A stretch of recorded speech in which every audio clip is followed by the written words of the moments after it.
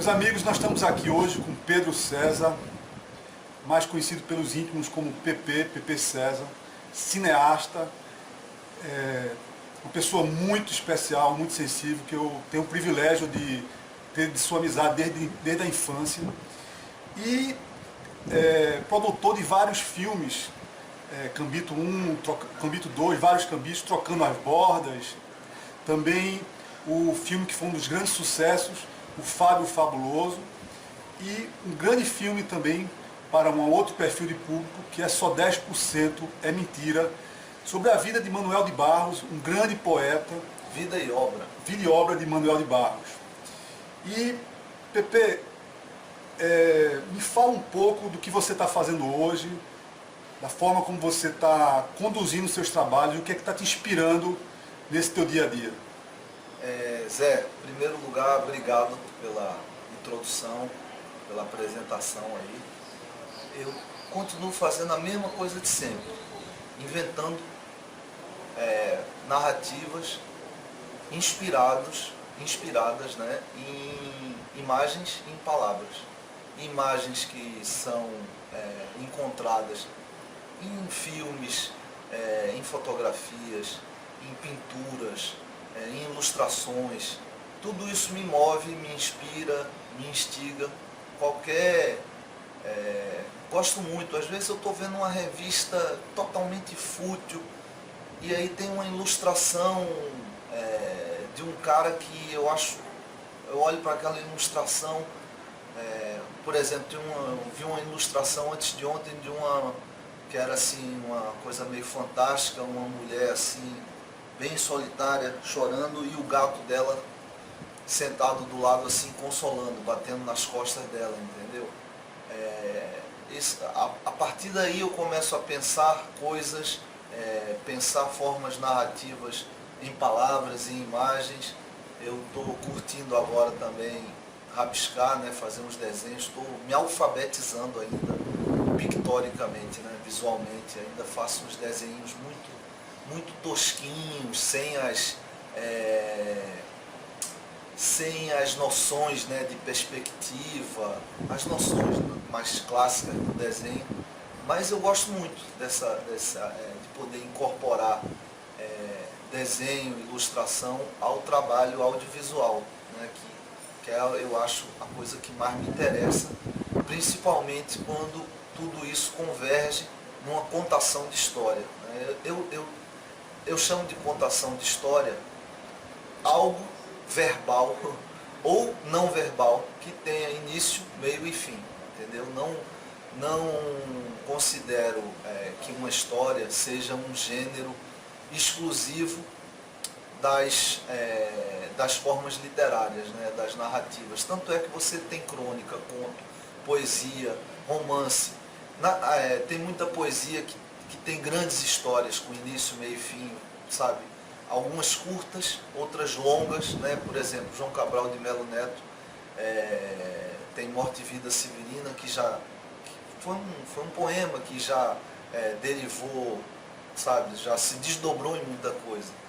Então, meu processo criativo, ele vai em cima de imagens e palavras, seja do jeito que essas coisas estiverem. Muitas vezes na própria música, sabe?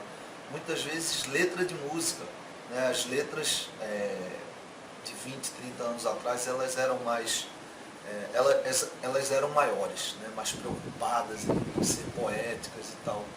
Mas hoje em dia, às vezes, uma pequena letra assim que fica em looping, né? Já me instiga também, me inspira, sabe? Assim, a moda do Manuel de Barros costuma falar, que é o repetir até ficar diferente, sabe? Que é quase que o princípio da música eletrônica, né? Então, a câmera andou um pouquinho. Então, assim, eu continuo fazendo a mesma coisa que eu fiz sempre, entendeu? Repete. Aí Então, o foco hoje é mais em que essa contação de história, ou que essas imagens, sabe, acabem, né, terminem num formato audiovisual, numa pequena pílula narrativa, num filminho de 2, 3 minutos, ou num média-metragem, ou num longa-metragem. Basicamente isso, né? Eu ainda não considero assim um desenho, uma ilustração, uma coisa que eu fiz, como se ele tivesse acabado, como se a forma final dele fosse ali uma tela, um papel, entendeu? Essas coisas eu guardo para mim, boto na minha parede e tal, mas eu costumo pegar essas coisas, escanear e colocar numa pílula narrativa, num audiovisual. E é para isso que eu quero mergulhar mais na ilustração, no desenho, na pintura. Eu gosto muito de mexer com tinta, sabe? Tinta em relação ao lápis, ela é... Você pode saborear mais assim, descontrole, entendeu? Você, um cavalo sem sela, sem rédea, você está assim, meio que segurando nas crinas, que ele vai segurar a tinta, é brabo, né? Aí luz, sombra, essas coisas já são muito brabeiras para mim, né? Entendeu? Eu gosto mais de ficar fazendo umas lambancinhas na tinta. O teu processo sempre de criação, seja dos vídeos, seja dos filmes, seja dos teus livros, fala um pouco dos teus livros também, os teus desenhos, tem tudo uma ligação muito forte com o mar. Muito forte. Muito. E você usa uma expressão que eu adoro, que é: vamos manter as sobrancelhas salgadas.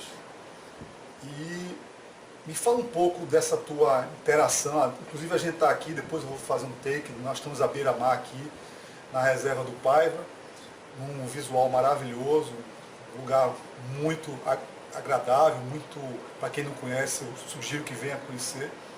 Você está tirando suas férias aqui, eu aproveitei esse momento das férias de PP para poder gravar essa entrevista aqui com ele. Me fala um pouco dessa tua ligação com o mar, com a tua poesia, com teus filmes, inclusive, né? Eu diria que eu devo tudo ao mar, sabe? Eu diria que eu devo tudo ao mar.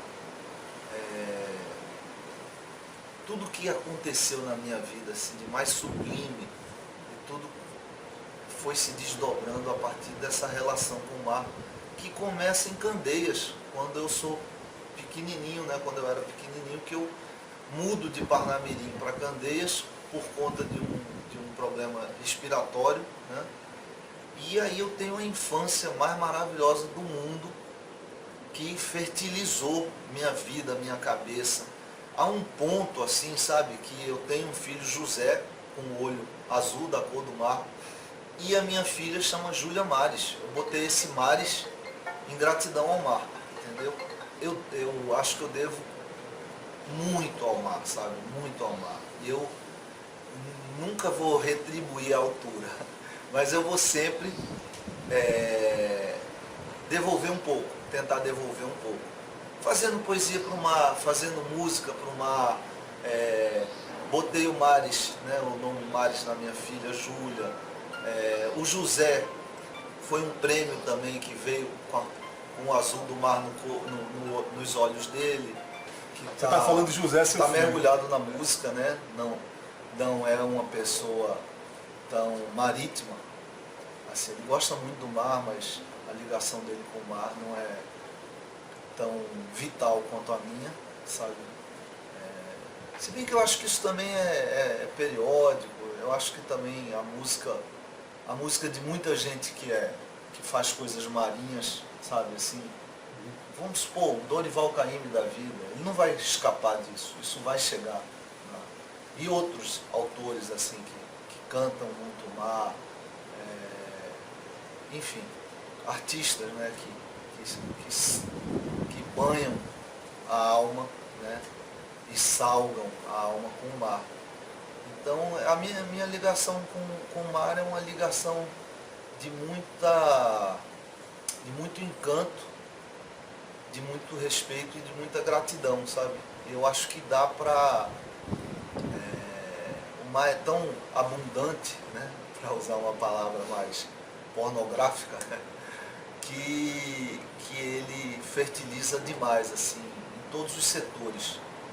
A fauna, né, do mar, para poesia, para palavras, a experiência que a gente tem olhando a vida do ponto de vista do horizonte, e por aí vai, entendeu? Acho que o barulho também, o som do mar. De vez em quando eu vejo um cara assim com um timbre numa guitarra, falo, porra, isso tá aquático, entendeu? E tem uns caras que tem, né? E não é nada de surf music, às vezes um cara, um guitarrista inglês, sabe? Se bem que Inglaterra é uma ilha, né? A gente não pode esquecer disso. Enfim, minha ligação com o mar, ela é vital, eterna, profunda e fundamental, assim, pra mim. Legal. E dessa ligação com o mar surgiu os seus vários filmes, e o filme que foi um grande sucesso, Fábio Fabuloso, que é a história do Fábio Gouveia. Me fala um pouco como é que foi a criação. E eu sei que um dos filmes que lhe deram muito prazer, que você comentou comigo, foi o filme do Manuel de Barros. Nós vamos falar um pouco mais sobre ele aqui também. Mas me fala um pouco primeiro do Fábio Fabuloso, ou de outros filmes mesmo que você tem essa ligação com o mar.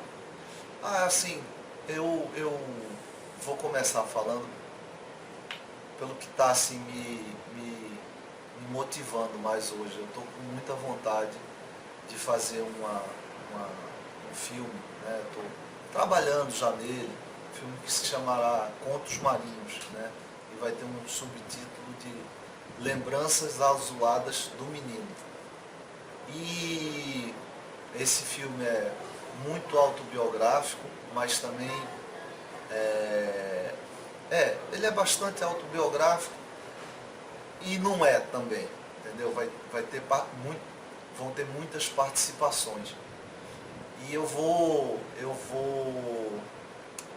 procurar fazer do Contos Marinhos algo que todo mundo que tem uma ligação com o mar se identifique com ele, né? Então vou usar muita coisa assim de todos os fósseis eletrônicos que eu comecei a coletar no final dos anos 70, né? Quando eu comprei uma câmera Super 8 que veio da Europa através de suas mãos, uma EUMIG. Então, a primeira câmera que eu tive foi esse cara que trouxe da Europa. Não fala essas coisas, senão denuncia a idade da gente aqui, o pessoal acha que a gente é tudo garotão. Não, mas a idade ela sempre aparece. Ela sempre aparece em alguma coisa. E nós somos que vivemos com o mar, perto do mar, nós somos sempre estamos com a síndrome de Peter Pan, né? A idade sempre aparece, não tem nenhum problema. Eu sou dos anos 60, entendeu? Eu tenho quase meio século já. Nós temos quase meio vida século. Muito boa, vida muito boa. Mas fala. Sim, aí você fala do Fábio Fabuloso, enfim,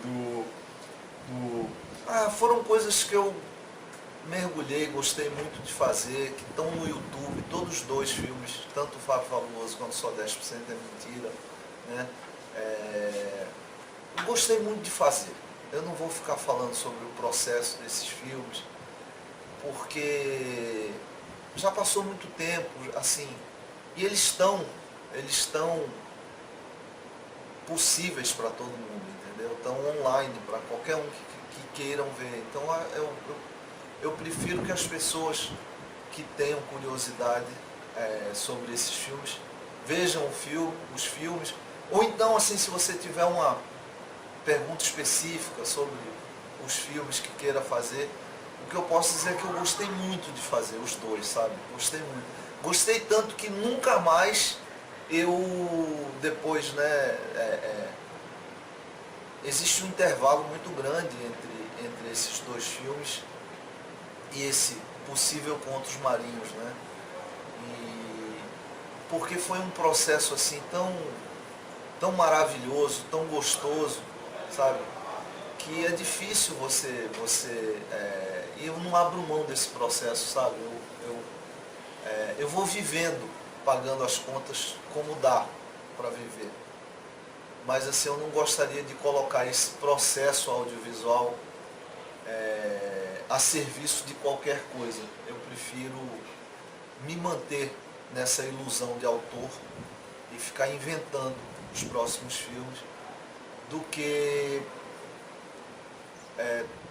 colocar esse processo a serviço de algo assim que eu acho que eu não seja...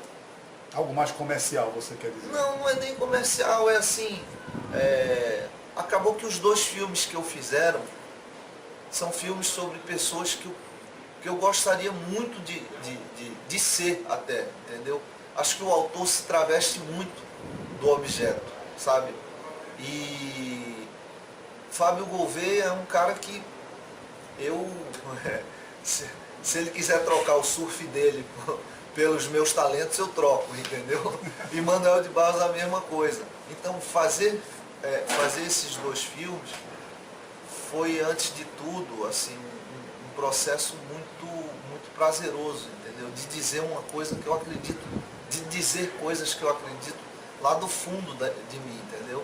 E eu gostaria de continuar fazendo filmes nessa onda, entendeu?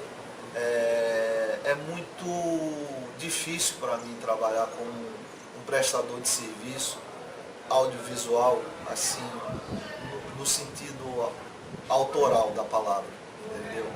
Aí eu presto o serviço para o trabalho que a pessoa quer, entendeu? Às vezes eu trabalho sentado numa ilha de edição, fazendo o que alguém está assinando, o que alguém quer que eu faça, entendeu?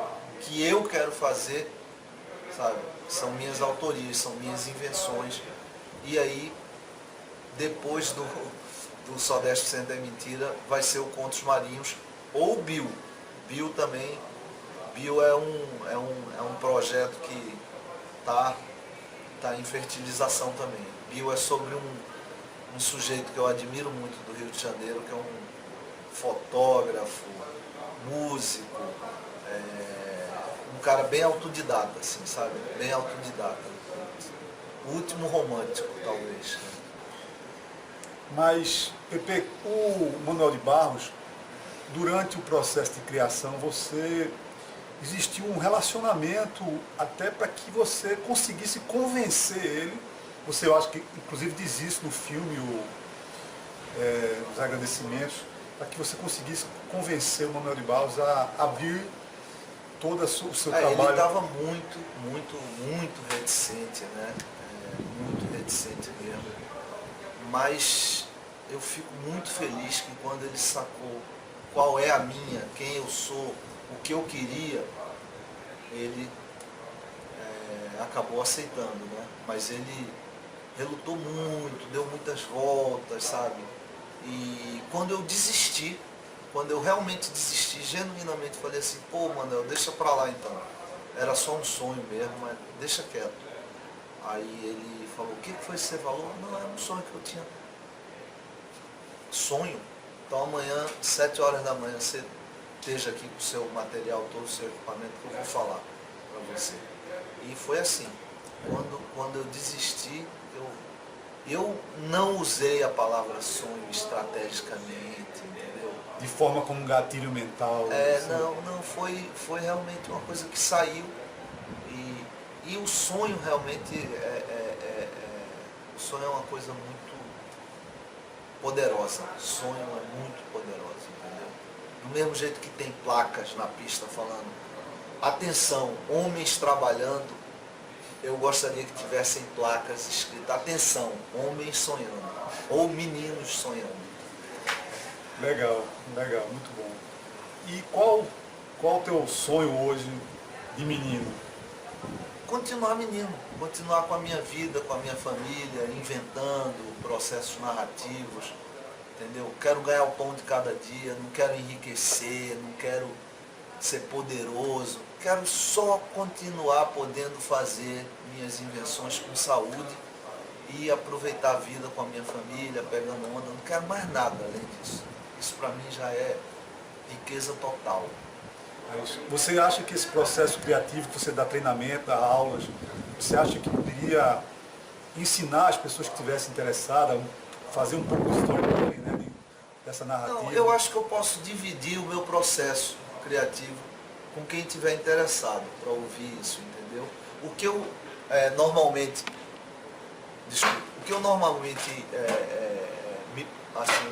o que eu tenho ensinado é uma coisa muito técnica. A mexer num software de edição, né? Mas sobre o meu processo narrativo, eu posso assim, dividir as minhas experiências, porque eu acredito que não se ensina, eu acho que aprende-se, entendeu? Não acho que se ensina, eu acho que aprende-se. Eu acho que a gente motiva as pessoas. Meus grandes professores me motivaram. Dificilmente me ensinaram a gostar de aprender. Eu acho que aprende-se.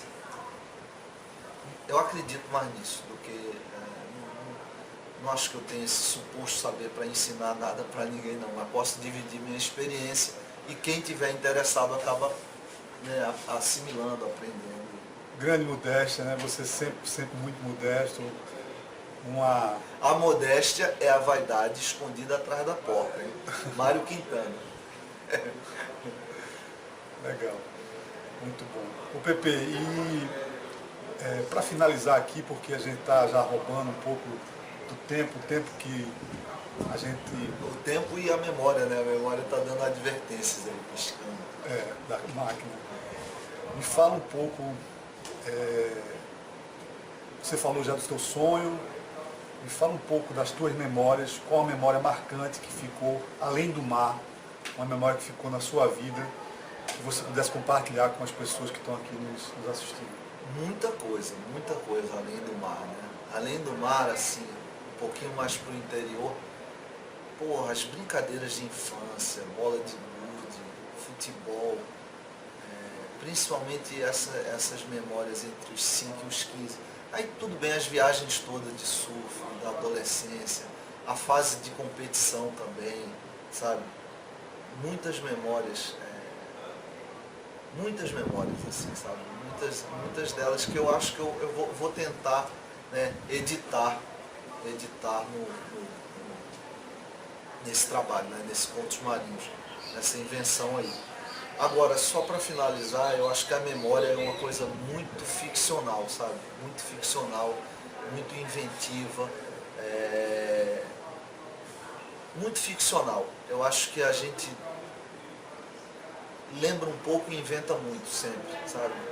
E é muito bom, assim, como diria aquele anúncio de câmera fotográfica, recordar e viver. Pessoal, eu queria agradecer a audiência de vocês, queria agradecer aqui a Pepe que nos honrou aqui com essa entrevista, mais uma vez. Teremos outras oportunidades de bater um papo com ele, registrar aqui momentos. E ele deixou aqui, na verdade, um compromisso público do Contos Marinhos. Contos Marinhos. Então isso aqui, ele jogou o chapéu por cima do muro, agora ele tem que pular o muro para pegar o chapéu. É isso aí, então, beleza. Vamos aguardar então Contos Marinhos. E quem não teve a oportunidade de assistir, assista Só 10% é Mentira, sobre a vida de Manuel de Barros, assista Fábio Fabuloso. Sobre a vida de Fábio Gouveia. Sobre a vida de Fábio Gouveia. Vida e obra, os dois, sabe? Show de bola. A obra do Gouveia é dentro d'água e a do Manuel de Barros é no papel. No papel. Muito bem, cara. Eu que agradeço aí pela entrevista. Foi um papo muito prazeroso. E siga a Pepe no Facebook, a gente vai deixar o link aqui embaixo, no canal dele do YouTube. Você tem um e-mail? Eu tenho meu Facebook, né, cara? E parodiando o Robertão, eu quero ter 1 milhão de amigos. Então, pessoal, adicione o Pepe lá como amigo, faça as suas perguntas, converse com ele, bata um papo. Quem sabe a gente não faz um hangout aí um dia para trocar mais experiências sobre os empreendimentos, quer dizer, porque na verdade essa construção toda de filmes, de imagem, de texto, de livros, de sons, é tudo um processo e ele pode compartilhar muito da sua experiência conosco. Para você que me segue, para você que segue ele aí. E eu agradeço a sua audiência, agradeço a sua presença aqui. Se você gostou, dá um like, deixa seu comentário. Até a próxima. Valeu, gente.